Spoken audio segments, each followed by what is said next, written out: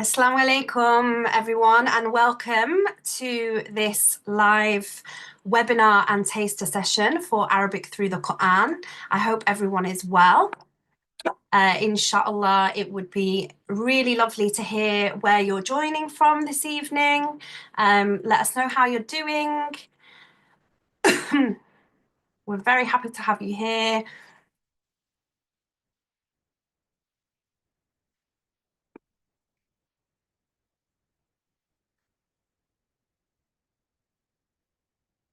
We're going to wait for just a few minutes for people to join us, give people a little time to join us. So get yourself a cup of tea or some water, and we'll get ready to start very, very shortly.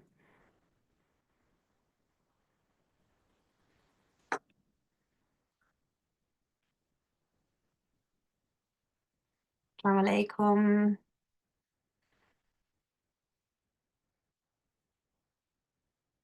Okay.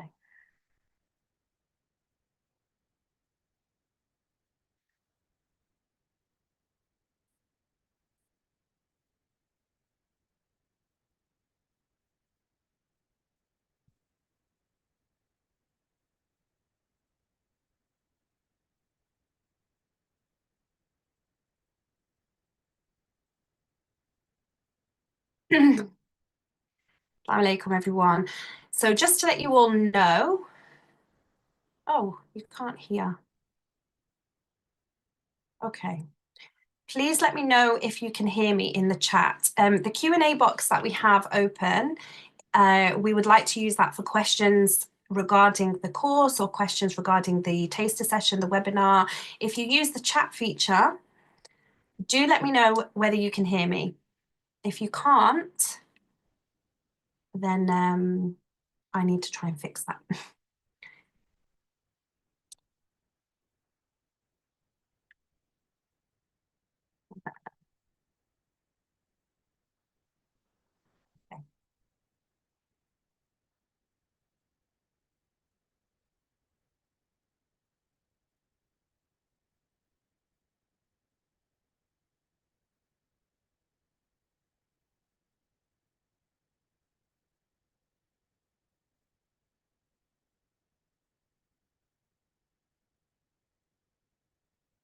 Okay, alhamdulillah, you can hear me. So if anybody is having any difficulties with their sound, leave the webinar and rejoin, and hopefully that should fix any issues. But do let us know. So assalamu alaikum, everyone. We are here this evening to talk about how to continue our journey with the Quran post Ramadan, and we would also really love to hear just how your Ramadan was. Use the chat feature below. Let us know. We always love these sessions to be interactive. We definitely don't like talking to ourselves. It's always nice to feel the presence of everybody here. So please do let us know in the chat where you're joining from. And maybe just one takeaway or one reflection from Ramadan that you have. We'd love to know how it went for you, how you felt about your relationship and connection with the Quran during the blessed month. So do use that chat feature and let us know. And we will be starting in just a couple of moments, inshallah.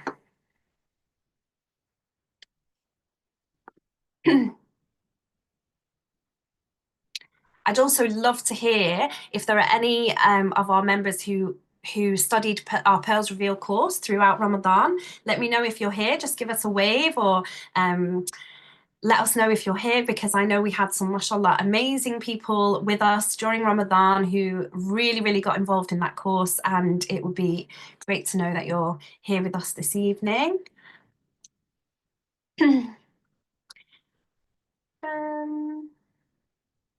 The chat is okay. Okay.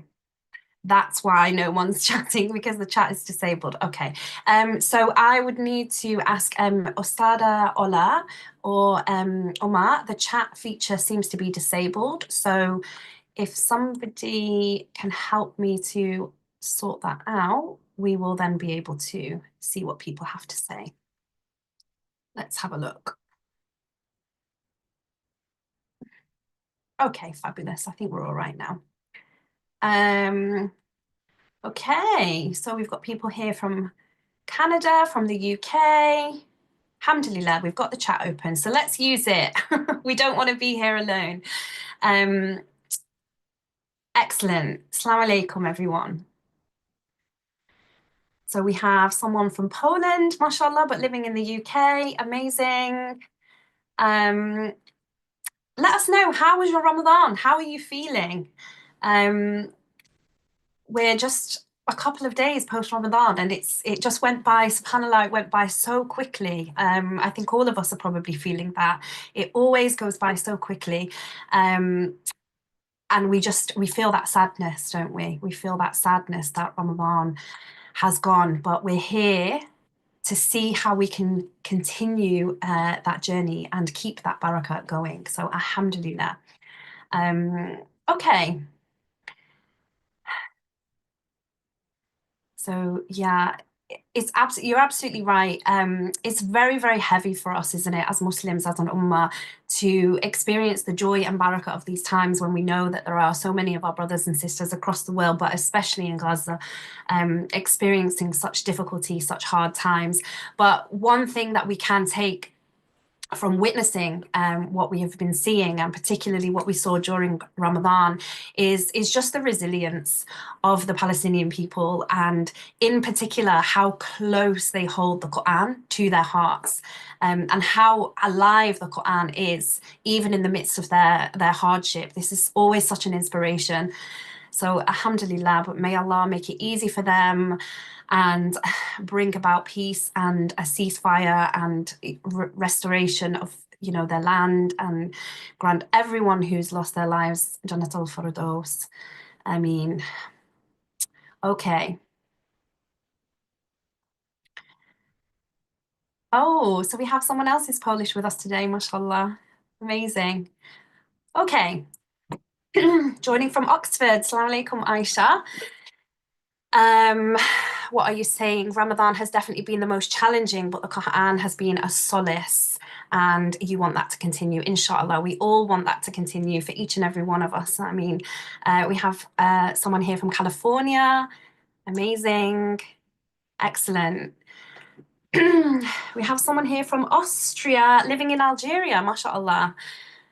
Amazing. It's always wonderful to know when people are joining from different corners of the globe. Alhamdulillah, that's what unites us and brings us together. And to come together for the sake of the Quran is always a wonderful thing. So may Allah accept it from us and from you. Um, Okay, so always in these sessions with Ostada Ola, we like to keep this chat alive and kicking. We don't usually tend to use microphones or cameras. We don't want to distract from the teaching and the learning, but you are very, very welcome to use the chat to answer any questions. If you do have specific questions that you don't want to get lost in the chat, please go over to the Q&A and you can type your questions in there, and we will definitely make sure that we get through them. And there will be an opportunity at the end as well to have sort of specific questions asked and answered. Okay, let's make sure that we're all set and ready to go.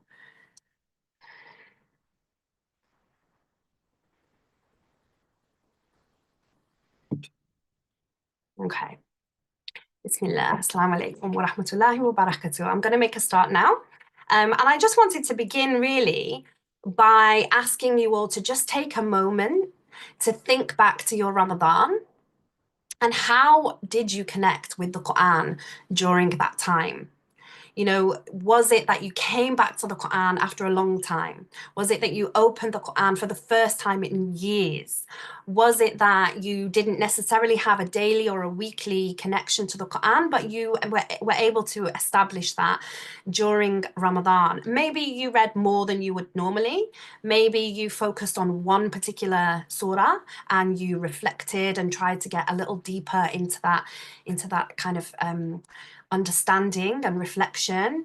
However you came to the Quran, what I want you to remember is that this is just the beginning, because Ramadan is always filled with so much barakah. And I think we always find it so much easier to engage in acts of ibadah, alhamdulillah, because there is just so much blessing, and things that we might normally find burdensome or more challenging to commit to suddenly just feel so much easier. And we find ourselves with that inspiration and that motivation.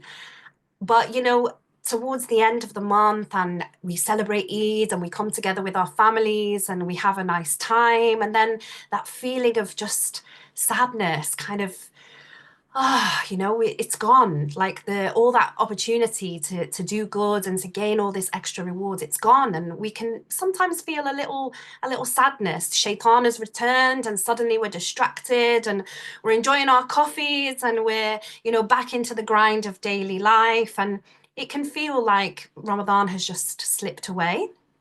But we really are here today to remind you that that doesn't need to be the case at all. And instead, we need to see Ramadan as the light that reveals our true potential, and it shows us exactly what we're capable of. And now, as we step into this month of Shawwal and beyond, our task is to use that light that came in Ramadan and think, how do we keep that a light? How do we keep it ablaze? How do we keep that light burning? So we need to find as many ways as we can, and it will be unique and personal and different for each and every one of us, especially when it comes to maintaining that deeper connection with the Book of Allah subhanahu wa ta'ala. So there are a few different things that we can do. And maybe you've tried some of these things before. I would love to hear from you if you have. But let's have a little think. So first of all, journaling and tadabbur, and taking time really to unpack the meanings of these specific verses. And maybe it's a verse that you've heard a million times before, but for some reason it suddenly captivates you or resonates with you, and it's something that's relevant to what's happening to you in your life at this particular moment. And unlocking those deeper layers of these verses can really change how we view and see the Quran. But also thinking about the different themes within the Quran itself. Maybe it's not a specific verse, maybe you are going through a particular hardship, and or perhaps you've lost a loved one and you want to reflect on grief and all the many different ways that that comes up throughout the Quran, and the different verses and the context surrounding those verses, why they were revealed, at what time were they revealed, and what is the message that Allah subhanahu wa ta'ala is trying to give us on this particular theme. And, if you can develop a weekly practice, even of just coming to the Quran, not just to read it, not just to recite it, but to sit with it, to really sit with it and think, what is this message? And how is this relevant to me? And how can I take this message forward so that I'm not just ruminating and, kind of, oh, that's a nice verse. But I'm actually really pondering deeply, how can I implement this learning and this teaching into my life? What can I do? Listening to the Quran also is often overlooked. We live very busy lifestyles. This dunya just, it distracts us, and sometimes we can find it hard to come to the Quran every single day and commit to a portion every single day. And whilst we should always be striving to do that, in the same way that we come to our salah, and it's very much, we don't want to miss our salah. We have that punctuation in our day where we come and we give ourselves completely and we say Allahu Akbar, Allah is greater than anything that we're doing right now in this moment. We should have that same feeling about a daily portion of the Quran. But we know, sometimes it's difficult. There's challenges, there's daily routine, there's kids, there's all the different things. But even listening to the Quran has so much reward. And it's something that we can do so easily, while you're cooking, while you're cleaning, while you're commuting to work, while you're trying to fall asleep at night. It's thinking all the time, how can we make the Quran a presence, a real presence in our life as consistently as we possibly can. So another thing that I was reflecting upon with in terms of my own connection with the Quran is how much benefit I find, and I'm sure many of you will agree, when I come to the Quran with other people. And whether that is a halaqah, whether that is a Quran, just joining with a couple of friends and committing to reading together once a week, even just within your own family, have you carved out a portion of time where you say, come on, let's make the Quran alive in our homes. Let's have that barakah fill our homes, and can we do that together with one another? Because it's always easier when you're in the company of other people who will, inspire and support and motivate you as well. Now, something that I've seen happen over the last few years is a commitment and an intention right now to read and complete the Quran in its entirety one time between now and next Ramadan. And for any of you who are out there on social media, there is a lovely sister under the handle of Organized by Imam. And every year she releases a schedule and she breaks it down exactly with what we need to read each day, how many verses, exactly the portion that we need to read every single day from now until next Ramadan to complete the Quran.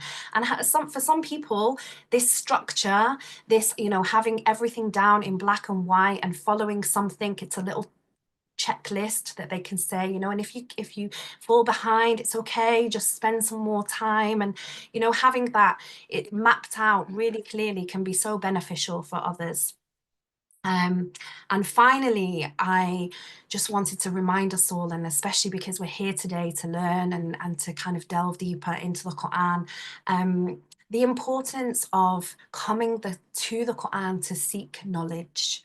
Reading the Quran is one thing, but unlocking the depth and truly understanding the words requires study. It requires commitment. It requires focus and, an investment of our time. But what we will get back is so much greater. So that's why we're here today. Arabic Gems Institute is here to help you on this journey so that you're not just reading the Quran, but you're engaging in its original language. As I have worked with Arabic Gems for a while now and have taken the courses myself, what's phenomenal to me is how much of the meaning is lost in the translation. For those of us who are not native Arabic speakers and don't have that, that deeper knowledge of the language, when we look at the translation, it just doesn't quite grasp the true essence and meaning of the words. And we know that there are, for one word in Arabic, there could be hundreds of words in English that still don't convey the actual essence of the meaning. And it's only when you start to really look at the nuances in the grammar and the language, the root words and their meanings, that you really start to say, wow, I'd been missing so much. I'd been missing so much. So that's what we're here for today, is to just get a little taste of how we can unlock these deeper meanings and build this connection with the words of Allah. And there is something really, really powerful about learning alongside other people, building that community. And that's what we love to do, is to come together, to build a community, to support one another, to be under the guidance of an excellent teacher, mashallah, who will take us through this journey, and we're all there together. So without further ado, let's get started. Ustada Ola, she founded Arabic Gems Institute in 2007, so it's been a while, and she's taught a multitude of students ever since that time. She has a master's in Arabic linguistics from the International Islamic University of Malaysia, where she lived for 2 years. And Ustada Ola has developed her appreciation of the intricacies of the language, which has helped her witness the miracle of the Quran for herself. So I am going to now pass over to Ustada Ola. Prepare to be amazed, because it will blow you away. And I hope you can stay here until the end. We've got lots to share with you about the upcoming course. But for now, sit back, relax, and we welcome Ustada Ola. Jazakallah khair, Sister Sarah. إن الحمد لله والصلاة والسلام على رسول الله وعلى آله وصحبه ومن والاه. رب اشرح لي صدري ويسر لي أمري واحلل عقدة من لساني يفقه قولي. أما بعد, Assalamu alaikum wa rahmatullahi wa barakatuh. Thank you all for coming, mashallah. It's an honor, it's a pleasure. And I'm very humbled by your attending today to hear about the course, inshallah. The idea for the session today is to give you a really small glimpse into what this course is about. It's a taster session as to just to show you how the classes will be, what you can kind of expect from them, how they'll be run, what the different elements are, inshallah. If you do have questions, I'm not going to be looking at the chat box during the session just now, so that it's not to interrupt the flow. So if you do have questions, type them in the Q&A box, inshallah, and we'll get to them at the end of the session, inshallah. So the way the sessions normally start is we have 2 sessions a week. One is the teaching session, where it's going to be very much like this, with me on the screen sharing the PowerPoint. You will have already downloaded the notes, the PowerPoint, in advance. So you don't have to worry about taking extensive notes. You just have to worry about annotating what you already have. And you typing on the screen. And this is, again, not to interrupt the flow. And then we have a second session throughout the week as well, which is called the practice session. I'll talk a little bit more about it later, but that one is much more interactive. So, Bismillahirrahmanirrahim. The taster session today, we're going to cover a very, very small portion of lesson 1. And that small portion is, so normally in lesson 1, and by the way, lesson 1, 2, and 3 are slightly longer than the other sessions. We get through a lot.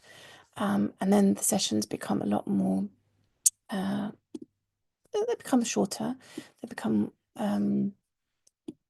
shorter. But also bear in mind that all the sessions are recorded. So if you do need to leave at any point during a session, feel free to, and then you can just catch up with the recording from where you left off. So in lesson 1, I go through an introduction to language, just so that we understand the elements of language and what language actually is. And then there are 4 different things we cover. We cover indefiniteness and definiteness in nouns, gender in nouns, adjectives, and simple nominal sentences. In today's taster session, I'm just going to go through one of them. So we're only going to go through definiteness and indefiniteness in nouns. I'm not also going to cover the full introduction to language, because that will take too much time. I'm just going to give you what I believe is the most important part of it. And that part of it, we'll see a little bit later. But what actually is the course? Well, I was teaching Arabic for a long time, as Sister Sarah said, and what I felt was missing from all the teaching that I've done it since I was a student, second-year student at university, which is a very, very long time ago. And I've taught many different courses, and I've tried to make my own courses as well. But in 2011, I returned from spending about 10 years abroad, and I came across this book, Arabic Through the Qur'an by Alan Jones. And I was blown away by this course in the sense of how it utilized only vocab and grammar from the Qur'an, nothing else. So it was very much Qur'anic focused, and this is something I did not find in other courses. I did find the book very convoluted, very difficult for somebody who had no background in Arabic to go through by themselves. So that's why I took this course as a very simple basis.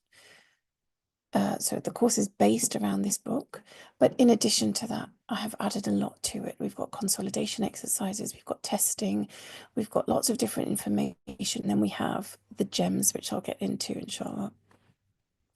But because it's based on this, and because I owe a lot to Alan Jones, and there is a revolutionary element that he has come up with, which I can appreciate as a teacher, I do ask you to buy the book, because we do use his exercises and his vocab lists as well. So the brief introduction to language that I wanted to speak about today is that in any language there are three elements that form it together. The first is the phonemes, and these are the basic building blocks of a language. These are the sounds. This is what is the prerequisite for you to come to the course knowing. You need to know your alphabet, and you need to know how the alphabet, the letters, come together to make the word, i.e. you need to know how to read. We don't spend time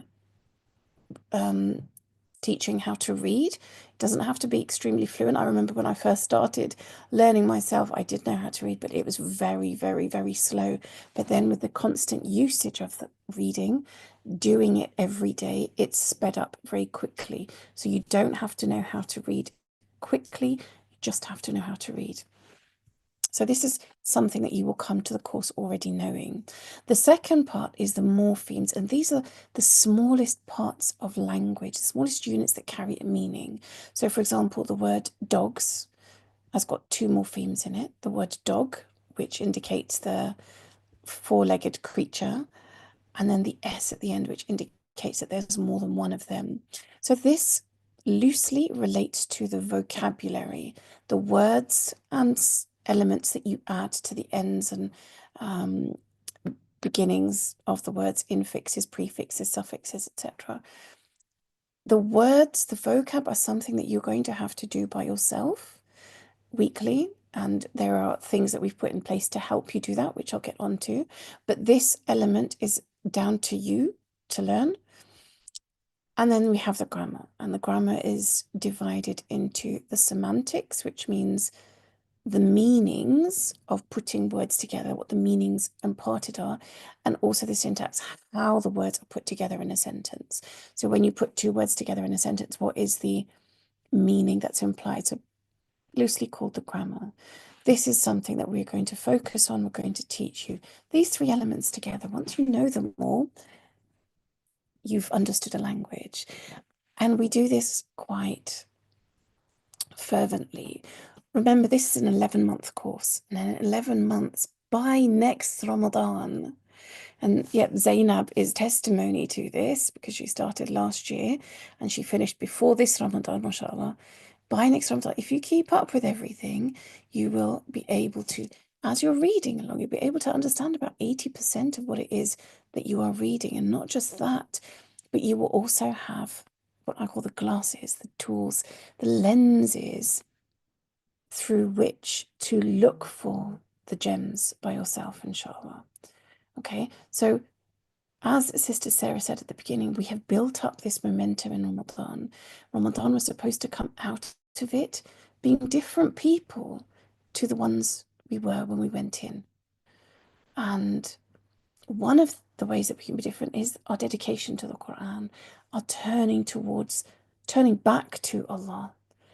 And the Qur'an, and one of the best ways to turn back to Allah is through the Qur'an, because the Qur'an is the words of Allah. So we don't have direct access to him, but we do have access to his words.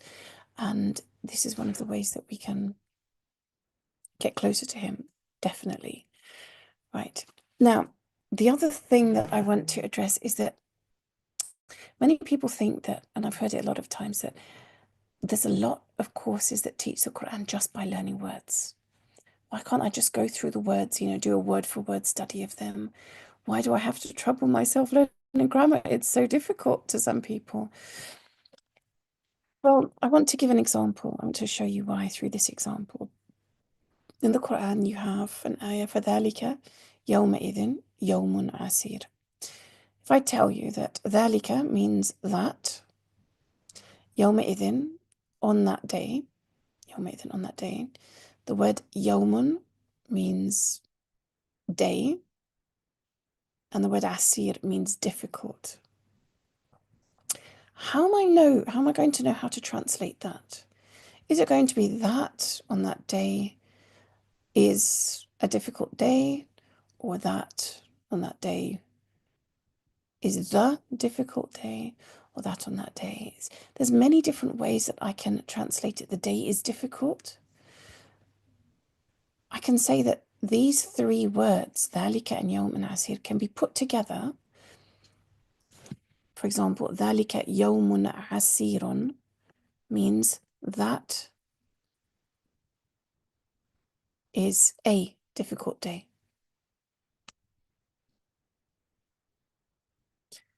If I add al on the front of both of these words, it would become ذَلِكَ, that is the difficult day.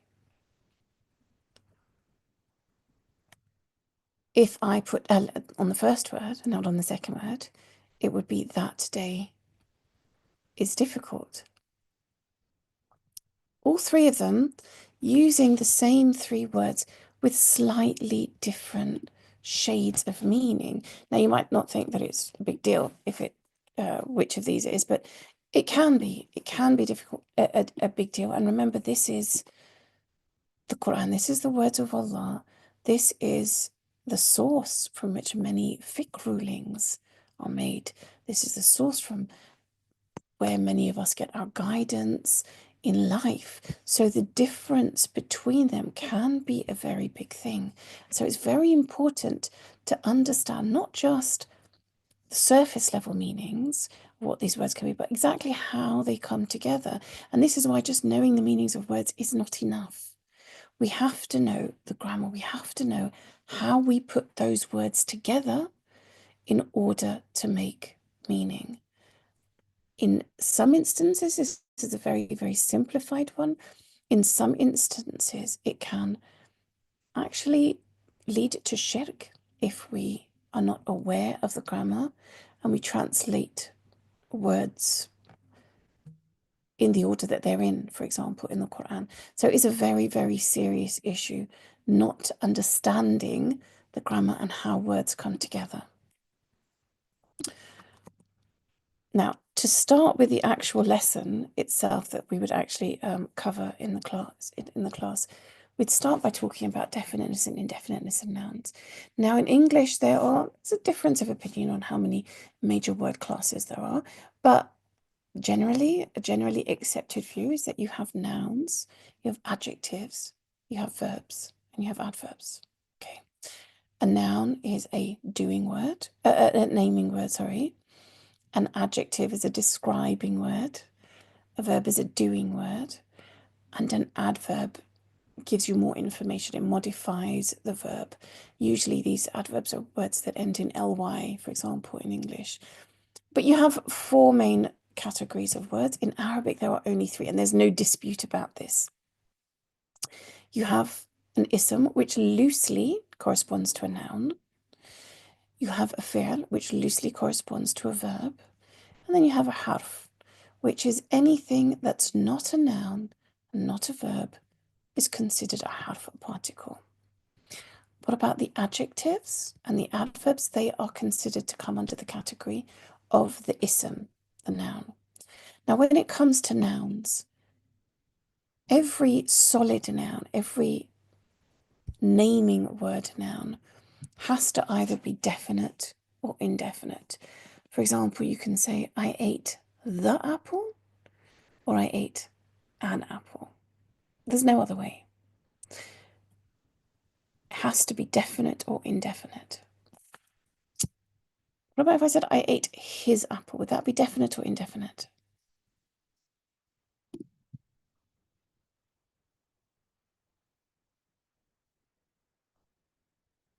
If I say I ate his, it would be definite because it's one that you know, right? You know which apple it's talking about, so it would be a definite apple. Now we will deal with how to say his apple and other such variations in lesson 7. We're not going to deal with it in today's lesson. But when it comes to definite and indefinite, i.e. the or a stroke an, there are roughly or generally almost commonly two ways of making the definite and the indefinite. A definite word is called a ma'rifah, from arafa, which means to know. So a definite word is something that is known. And the way that you form a definite word in Arabic is you put al on the front of a word. You put al on the front of the word. The way that you form an indefinite word in Arabic is, an indefinite word is called a nakira, which means something unknown. And the way that you form it is by putting a tanween on the end of it, on the last letter. And a tanween is the doubling of the vowel. So if it's got a fatha on the end, an a, you double it to make it an. If you've got a dhamma on it, you double it to make it un. If you've got a kasra, you double it to make it in. This can only ever happen at the end of the word. You'll never find a tanween in the middle of a word, at the beginning of a word, only on the very last letter. So now every time you see a word that has al on the front, you're going to know that it's definite. Generally, and to begin with, simply, we can translate it as the. And every time you see a tanween on the end of a word, you're going to know that it's indefinite. You can translate it as a or an.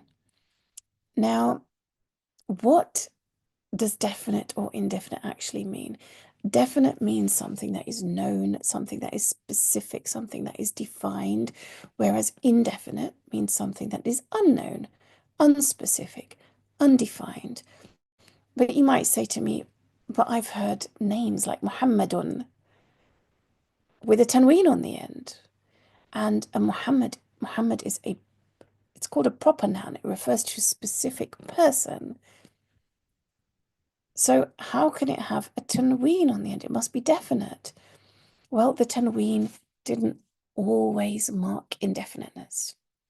So previously, pre-Qur'an, I will say, it used to mark the absence of the definite article, i.e. the fact that there's no al on the front of it, there would be a tanween on the end of it. And that's why some proper names, not all of them, do have tanween on the end, like Muhammadun, because they don't have al at the front.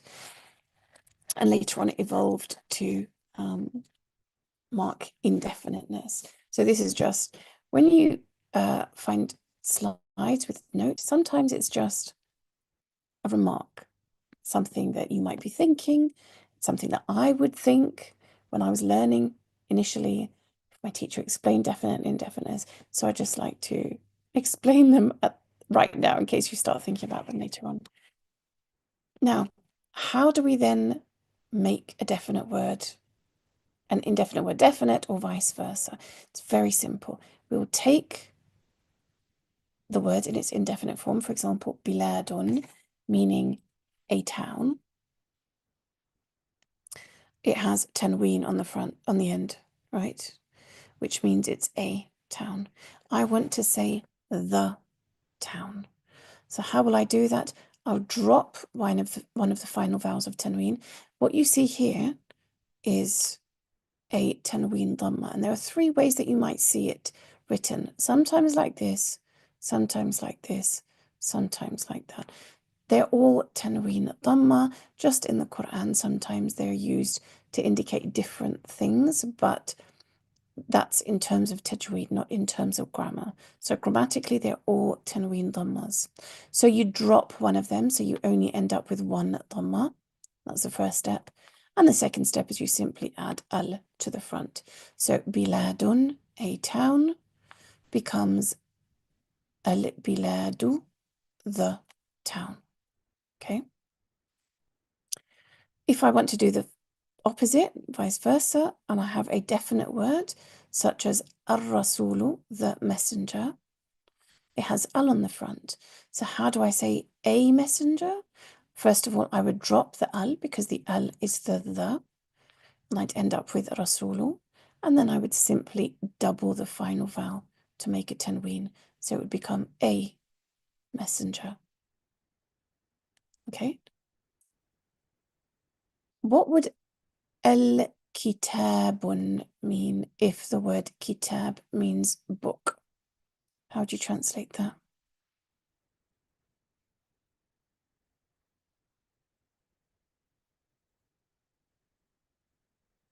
The book.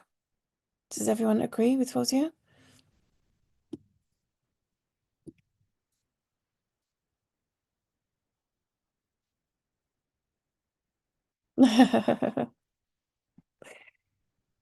Right. It has al and it has tanween on the end, right?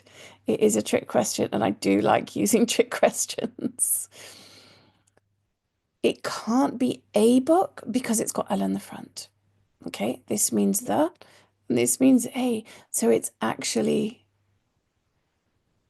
a nonsensical word. You would never have al and tanween at the same time. Okay, remember this. You'd never have al and tanween at the same time. If I want to say the book, it would have to be al kitabu without the tanween on the end. If I want to say a book, it would have to be kitabun without the L on the front. Okay, so never fall into the trap of putting al and tanween at the same time. So it's your turn now. Based on that, what I want you to do is choose maybe 3 or 4, if you've got time to do all of them, from the first row. These are all definite, and make them indefinite. And then do the same for the second row, which are all definite, and I want you to make them indefinite, okay? Your chance to have a go. If you have, obviously, I haven't given you these slides in advance. Normally, you would have them so you'd be able to look up. So I've just put the little rules here for you to look at as well, inshallah. I'm going to give you three or 4 minutes, and then inshallah, we're going to look through the answers together. Remember, if you do have any questions, do type them in the Q&A box so that I can see them all at the end.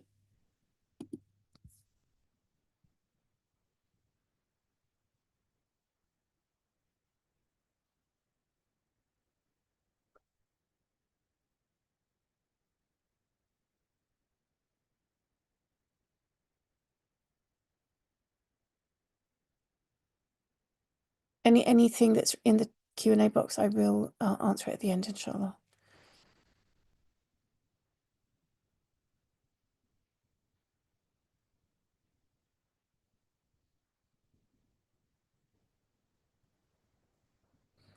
Isabella, what do you mean by al around?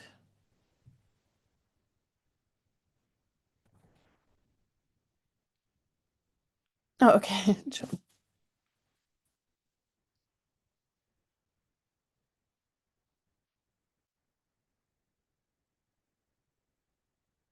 And you can write them down on your paper in front of you, and we will, inshallah, look at the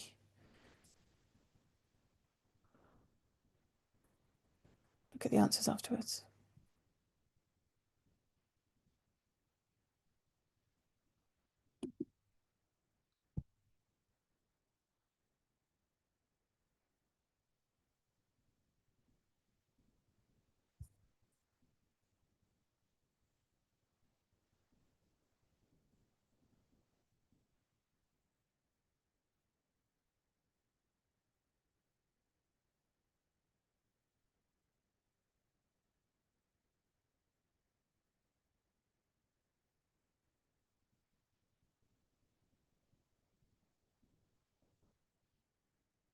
Okay, we'll just do 2 more minutes. Obviously, if you sign up to the course, inshallah, then you'll get a chance to do all of them.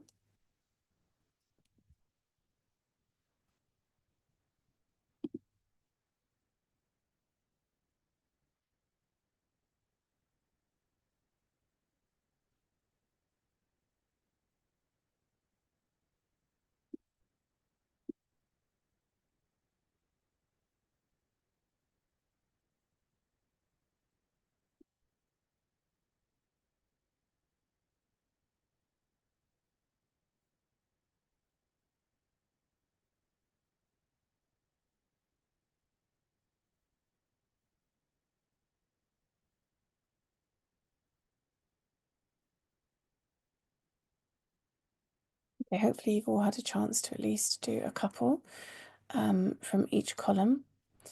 What I'm going to do now is I'm going to put the answers on the screen, but I have made a mistake in one of them.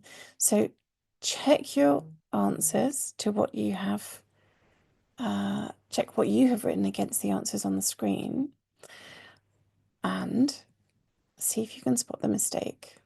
Where's the mistake?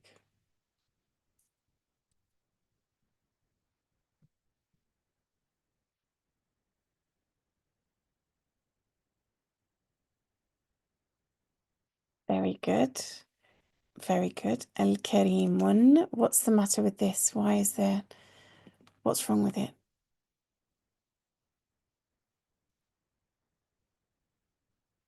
It has tanween, exactly. It shouldn't have the tanween. It should just be a dhamma. Are there any more mistakes?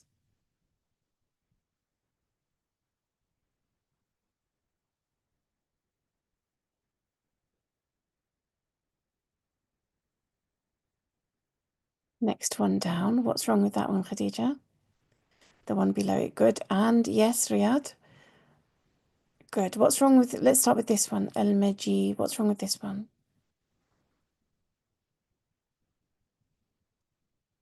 It's got the missing dal on the end. Should be Al-Maji do. Good. And Riyadh, what's wrong with this one?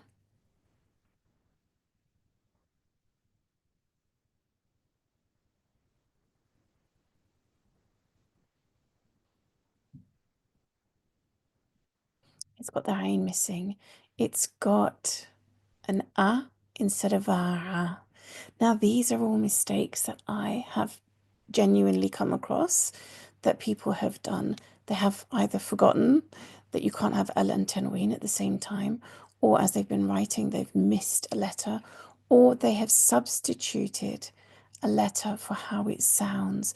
So perhaps as they've learnt the word aziz, it hasn't been a strong ayn in their minds. So as they've written it, they've written it as aziz.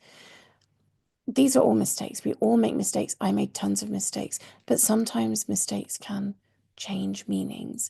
So we have to be very careful about our mistakes as well.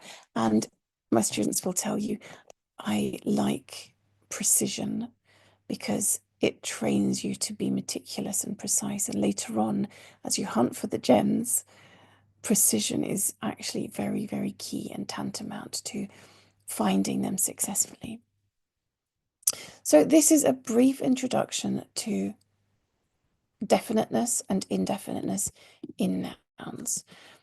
Now, the key element of this course, which really makes it stand out, is that every time we come across a concept in grammar, which I can easily lend to gem hunting, we do that.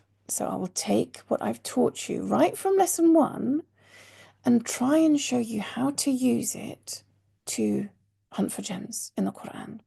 So the knowledge that we've learnt just now is that a definite word has got al on the front and an indefinite word has got tanween on the front. And we have also learnt the implications, the connotations of a word being definite and a word being indefinite.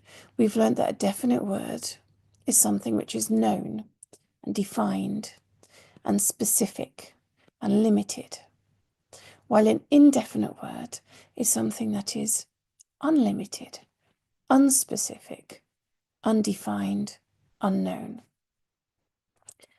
If I know those connotations now, how can I take that information and apply it when I'm reading the Qur'an to make my experience of reading the Qur'an so much more in depth, so much more fulfilling, so much more fruitful, so much more in line with the message or understanding the message that Allah subhanahu wa ta'ala is putting out to us? Well, I can take it when I'm looking at a verse that has a definite and an indefinite next to each other in the same verse. And we might have read this verse hundreds of times and never thought about it being definite and indefinite, because the majority of the time, the tafsir or the explanation that's given for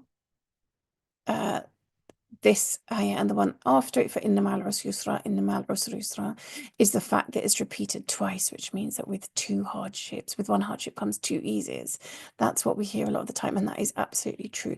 But it's so much deeper than that. It's so much deeper than that. And the depth comes from the definiteness and the indefiniteness. Because Allah subhanahu wa ta'ala could have made both of them definite. He could have said, indeed, inna, with ma, the hardship is the ease. Inna ma al-usri al-yusra. Or he could have said, indeed, with hardship, usrin, yusra is ease, indefinite. And yet Allah subhanahu wa ta'ala has chosen to say al. He's made the first word definite and the second word indefinite. And based on the explanation of the connotations of definite words and indefinite words that I've just given you, what does that mean? That means that Allah subhanahu wa ta'ala is actually saying that with a small, limited, defined, known amount of hardship will be an unlimited, undefined, unknown, unspecified amount of ease. Subhanallah, which comes from just the fact that you've now recognized that there is an al here and a tanween here. Something so basic that we don't open our eyes to. So I try and get you to open your eyes to these things right from the beginning. I want you to look at these things because otherwise it's all very dry grammar. We're not doing dry grammar. We're doing gems grammar. We're doing grammar for a specific purpose. And that purpose is understanding the words of Allah in the way that He revealed them. What about in Surah Al-Ikhlas? قُلْ هُوَ اللَّهُ أَحَدٌ اللَّهُ الصَّمَدُ أَحَدٌ الصَّمَدُ. How do we normally translate قُلْ هُوَ اللَّهُ أَحَدٌ? What's the translation that we all know of قُلْ هُوَ اللَّهُ أَحَدٌ? Somebody give me the regular, normal translation. Exactly, Hikmah. Say He is Allah, the One. And Allahu Samadu?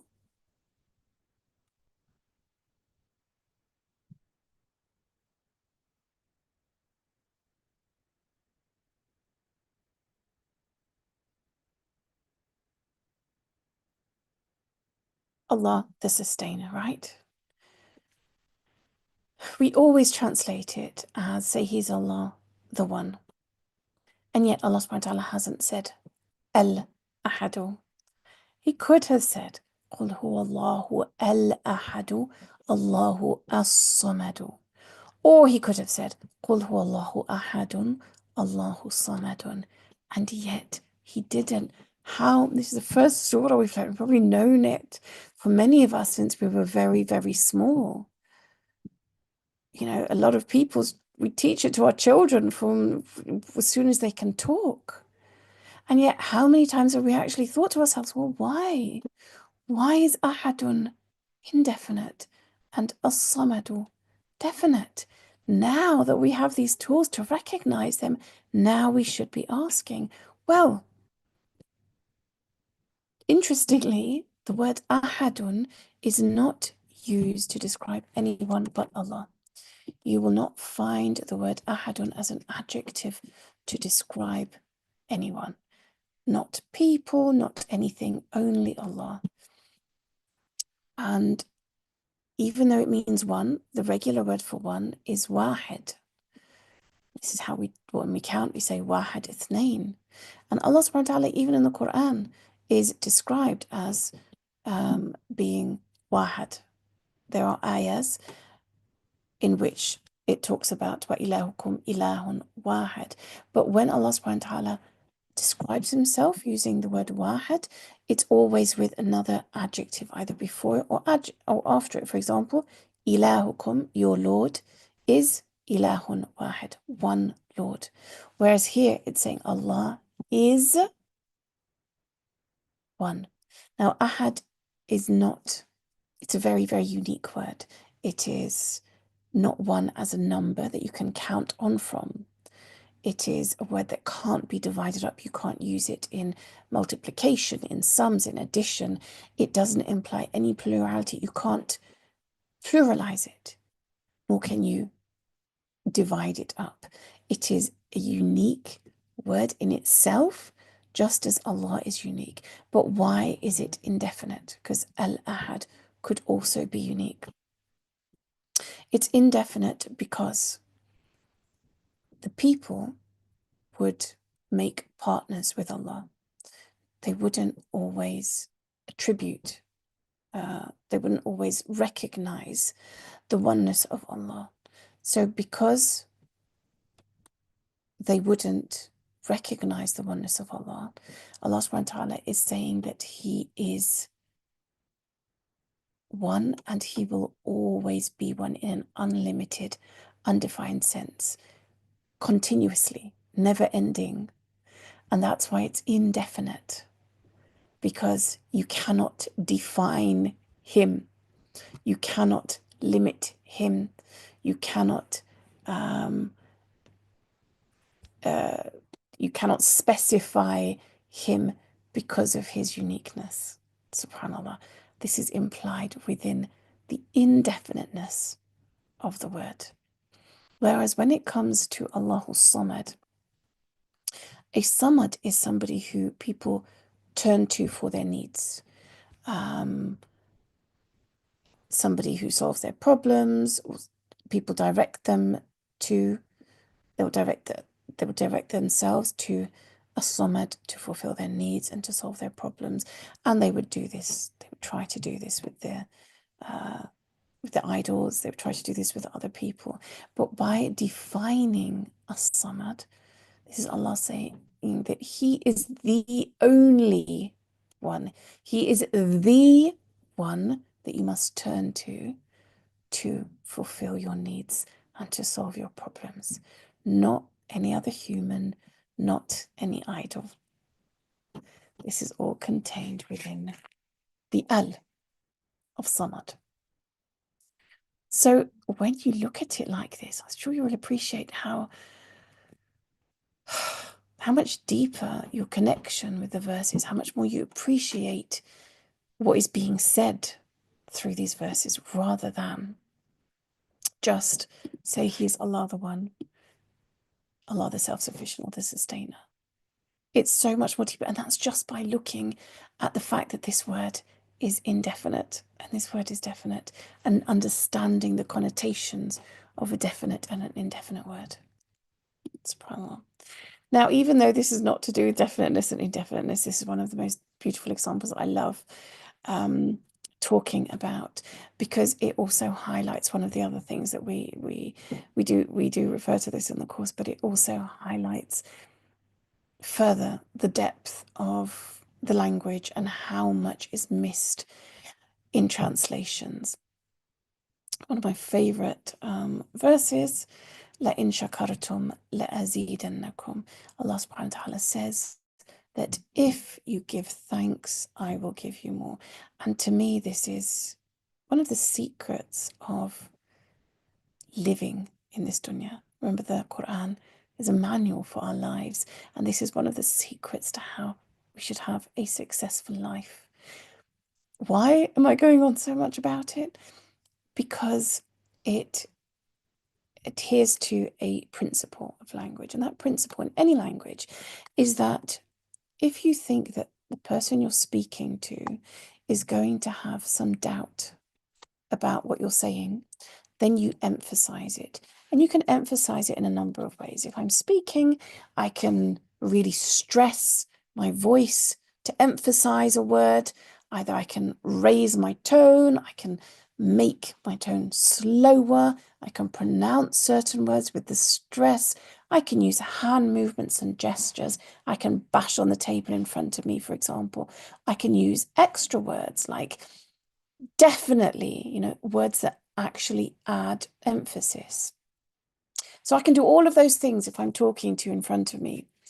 But if I'm writing, it's much more limited. I only have my words to go by, what I can use. And different languages lend themselves differently to emphasis. And Arabic is a language that lends itself beautifully to emphasis. Now, the second principle is the more that you know the person you're speaking to is going to have doubt, the more emphasis you're going to use. Okay, the greater the doubt, the more the emphasis. Now, in these 3 words, there are actually 4 different types of emphases that Allah subhanahu wa ta'ala has used. And we learn about all of them in the course, but 4 different modes of emphasis in just 3 words. And yet, if I'm going to read the translation of this, I would come across, I've compared lots of different translations of it, and certainly if you give thanks, I will give you more. I will perhaps indeed give you more. The most that it's comfortable with in English is 2. Otherwise, it starts feeling very inauthentic and sloppy in speech. So we are actually depriving ourselves of the full emphasis that Allah subhanahu wa ta'ala is giving us when we read the translation. What difference does that make? It makes a huge difference because Allah really, really wants us to pay attention to this. And that's why He's used 4 modes of emphasis in these 3 words. And if we don't take note of them, or we don't notice them, or we don't open our eyes to them, then perhaps we will just carry on, read this verse, and then read the next verse as we would, because we wouldn't stop and give pause and give thought and realize that this is something that Allah really wants us to take note of in our lives. That if we want more, and we always want more, it's human nature to want more, but He's saying it's very, very, very, very easy 4 times, that all you have to do is give thanks. You give thanks, and I will give you more, is what He's saying. SubhanAllah. But we don't realize the importance of this message. We don't realize how much Allah wants us to pay attention to it if we don't realize how much He's emphasized it.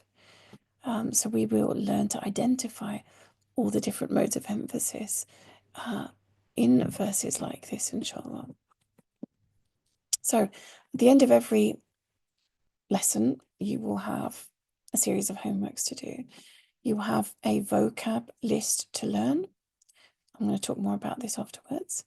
Right from lesson 1, you're going to be translating portions of ayat. We only work with the Qur'an. So every lesson, at the end of the lesson, you are going to be translating portions of verses based on the vocab and the grammar that we have learnt that week. So you're working very intimately with the Qur'an right from lesson 1. We have some quizzes to help you, vocab and grammar quiz. We have a consolidation homework, which really pushes and stretches you to consolidate your understanding. And sometimes I have either another consolidation homework or a piece of research homework. Now, some people are not able to dedicate the time to do all of the homeworks, which is fine. If you don't have them all, then what I would say is the vocab, translation, and if you're the kind of person who likes quizzes, then the quizzes as well. Is everyone able to see the PowerPoint? If you can't, I would advise that you leave and come back. I've seen a message saying that you can't see the PowerPoint, but just to confirm, can everybody else? Okay, alhamdulillah. Now, how do we actually do the sessions? Well, we have an online platform called Moodle. Moodle is your classroom, if you like. When you log on to Moodle, if you join the session, you're going to be in the cohort 2025/1. And this is how it will look. General is where you have the different forums, where you can share your resources, you can ask questions, or you can just have social discussion, but we also have a Telegram group, which people tend to use.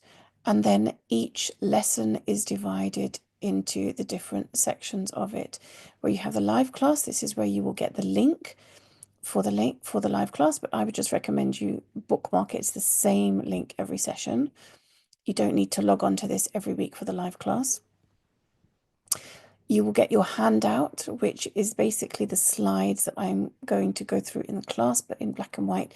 So you can print them out and you can annotate them as you like. There will be a link to the vocab for each lesson in Memrise, which I'm going to speak about. And then you have your assignment sections where you will get your assignment and also upload the homework so it can be marked and given back to you. You have a translation homework, as I said, every week. This one will be marked with comments and given back. Consolidation homeworks, usually you get an answer key to check the answers that you've given for yourself. And then you ask questions if there's anything you don't understand. And the vocab and grammar quiz are quizzes that you do online itself. Okay, so you have that. You have study breaks in between as well. Normally, it depends, but normally I try and give study breaks after every 6 or 7 lessons. This is how your translation homework will look. So you have Al-Kitab al-Mubin with the reference, the ayah reference that it actually comes from. You will have to translate these into English. There's more than this. I've just given you a sample of the portion. And this is what you will do, as I said, right from lesson 1, which is lovely because you really get to feel that you are actually working with the Quran right from lesson 1. When it comes to Memrise it's a tool that we use, okay? You don't have to use Memrise. In the book, you will see there is a list of vocab every lesson at the end of each lesson. And this is how it will look. Some people work well learning from lists like this. And if you do, then that's fine. You're welcome to. I came across a website called Memrise, which was designed by a world memory champion. And it's a little bit like Quizlet, I've heard, but I don't know. I haven't dealt with Quizlet, where I've input all of the words from the course and recorded the audio for them. And it's like a website you can access, and it tests you on words. And then, tomorrow it will test you on the same words and add more words to that. And the next day it will test you on those same words again and then add more words to them. So it's a tool to help you. You don't have to use it if you don't want to. Some people find it very, very beneficial. One of our students also prefers Quizlet. So I think he's put all the words onto Quizlet as well. And I know that he would be happy to share the link to that. So if you prefer Quizlet, then you can go ahead and use that as well. Right, if you do have questions, what happens if you have questions about anything that happens in class? Well, you can ask in class. After every exercise, I always say, if you went wrong, do you understand what you did wrong? Or after every sort of topic, I will say, have you got any questions? So there's always a chance to ask questions in class. If, however, you go away or you don't make it to the live class, you go away and then you realize, actually, I don't quite get this, then we have another session throughout the week, which is the office hours or practice session. That's a Monday, 7:15 to 8:15. In the practice session, it's much more informal. I allow you to get on the mic.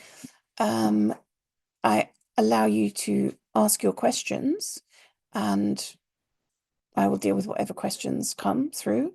And if nobody has questions, then we go through a lot more practice implementing the rules and things that we have learnt.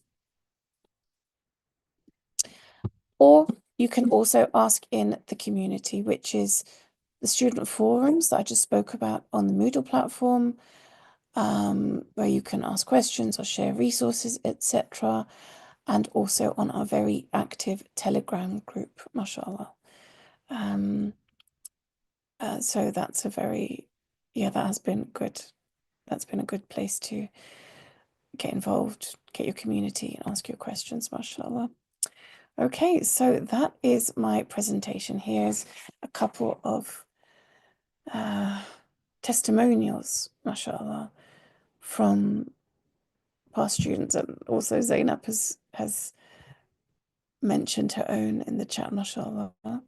I'll leave them on screen for you to read while I hand back to Sarah, and then we can take questions. Assalamu alaikum, everyone. Jazakallah khair. Thank you so much, Ustada Ola. Please do take a moment to just have a little look through these testimonials, because they really do speak for themselves. And I hope that you have all found that session incredibly informative. It always blows my mind. I've heard these gems a few times now, and every single time it gets me. And if this is what you can experience from just a taster session, imagine what you can experience from 11 months of going through this course and immersing yourself in that vocabulary and that grammar of the Qur'an. We have dropped the link to sign up to the course in the chat, and I will share it again in a moment.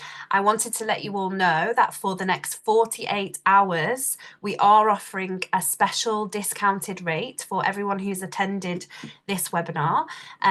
So it's a really unique opportunity to invest in that connection with the Qur'an and in your onward journey, building that relationship. The course is normally priced at £450. So for the next 48 hours, we are offering it at £399. We do have the option to do payment plans. That's something that we can certainly support with. So I just encourage you all to take this next step. Read through those testimonials. Let us know, how have you found the session today? Let us know in the chat. Has anything in particular stood out for you? Has anything blown you away? I also just want to pop back to the sister Zainab, who commented earlier on in the session. She's a student who's just completed the course in the last year, and she said in the chat that she's encouraging anyone who's thinking about this course and has any doubts to cast them aside and dive into the course. It's amazing and you will learn so much, mashallah, and Ustada Ola is the best, which I have to agree.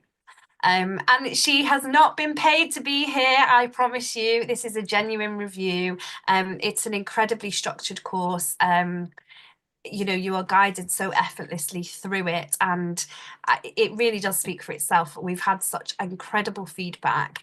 I think it's always, what always surprises me is that sense of community that comes alongside it, and just how engaged all the students get. So what we will do now, I will drop the link again. As I said, we've got 48 hours of a discounted price, and we will just head over to the Q&A box now, and we will have a look at some of the questions that we've got there. So Sister Ola, we have someone who has actually already taken the course back in 2013. And she is asking whether you would say that the first term of the course has changed much in that time. Would you recommend that she starts the whole thing again from scratch if she were to sign up?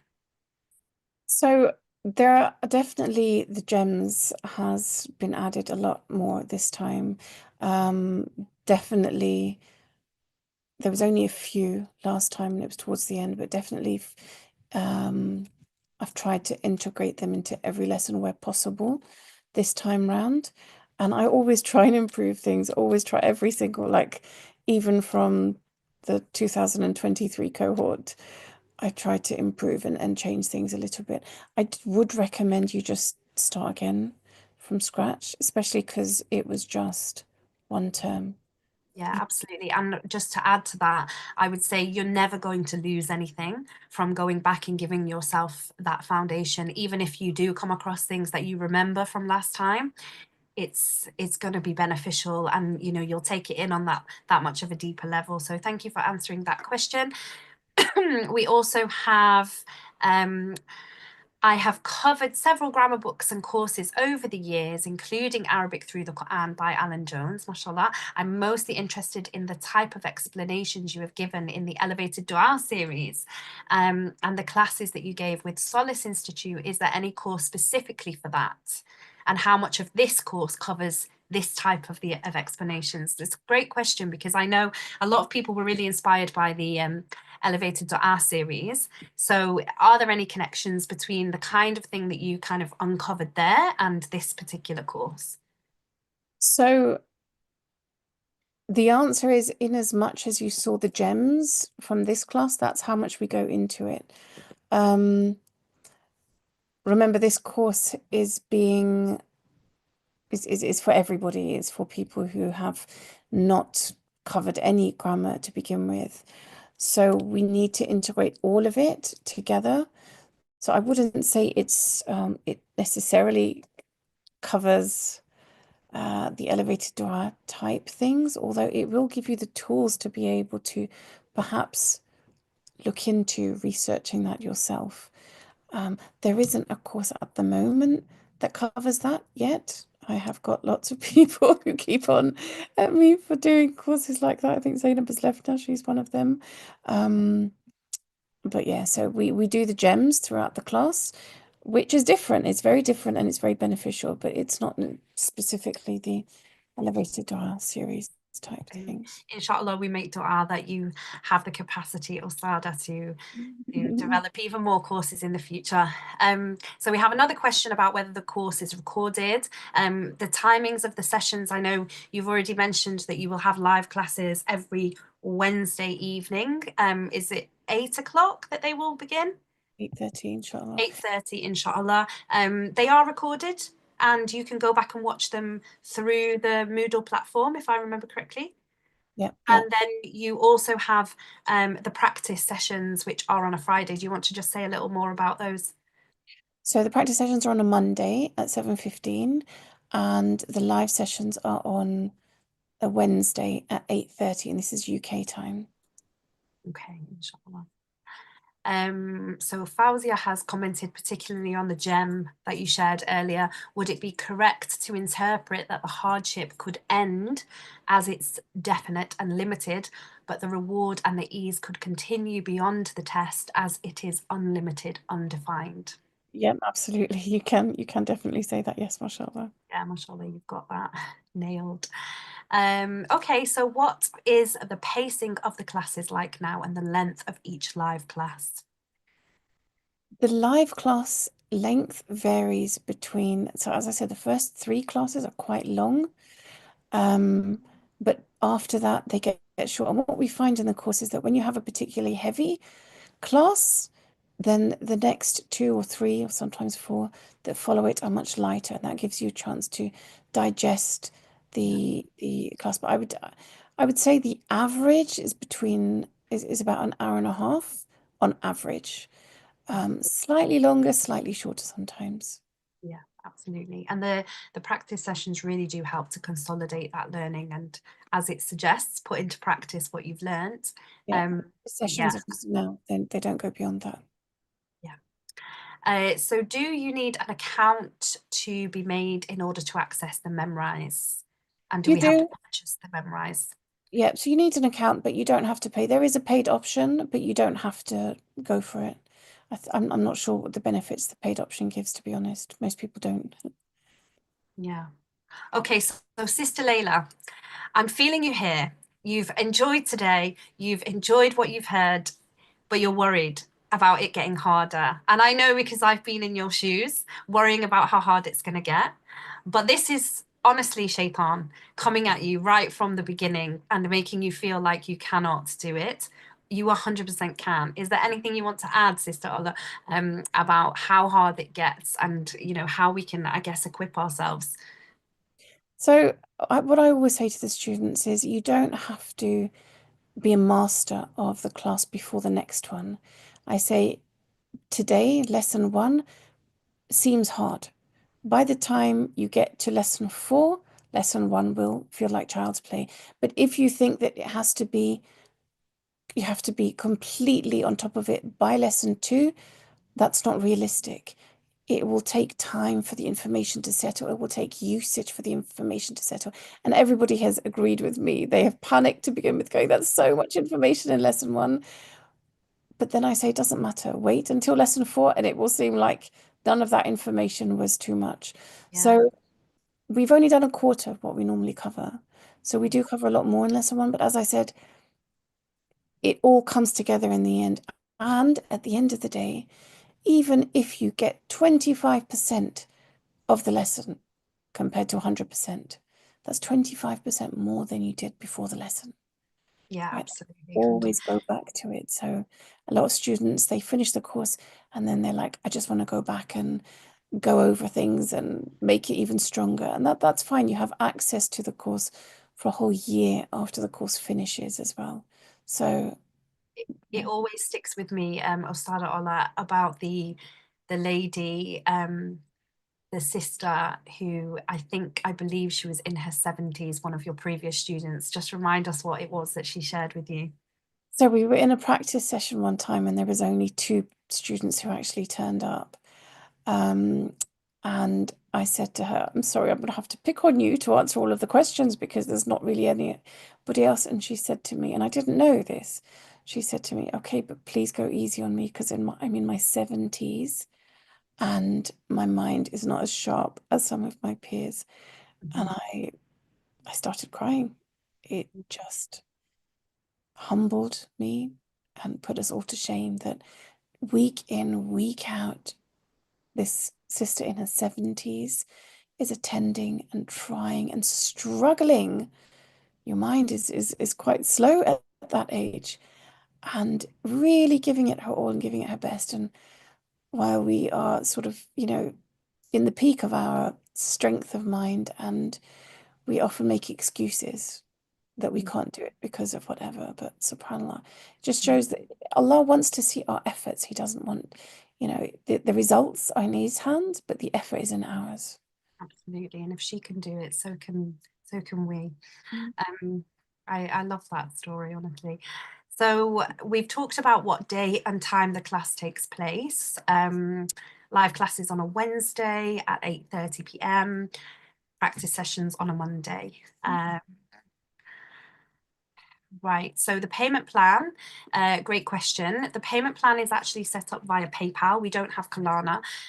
So if you go to the payment option, PayPal itself has a feature where you can split the payments over, I believe it's six No, or nine, no? no, it's 3 or 4, Okay, depending on your PayPal history. But if you do have any issues, then please send an email to support@arabicgemsinstitute.com yeah. about the payment plans, about splitting up your payments, and inshallah they'll be able to help. Absolutely. We would certainly never want that to be a barrier between you and accessing the course. So if payment plans or any kind of issues along those lines are, do arise for you, then please, please, please do contact us and we will always try and find a way to resolve things for you. Can payment be done in dollars on the website? So it's through PayPal, so I presume so. Yeah, Yeah. I would say that if that's your currency in the country that you are in and you do it via PayPal, it would be taken in dollars. Okay, we've already answered if classes are recorded. They are. You can rewatch them. And I think Ostada just mentioned that you would have access to the course for a year after it finishes as well. The practice sessions are there to enable you to put into practice the things that you learn on that particular week's lessons. Ask questions if you find that you're doing the homework and you haven't understood something. So it's an office hours or practice session. It's there for your benefit to help you, inshallah. Yeah. Okay, so the final question we have here is what do students go on to do after the course?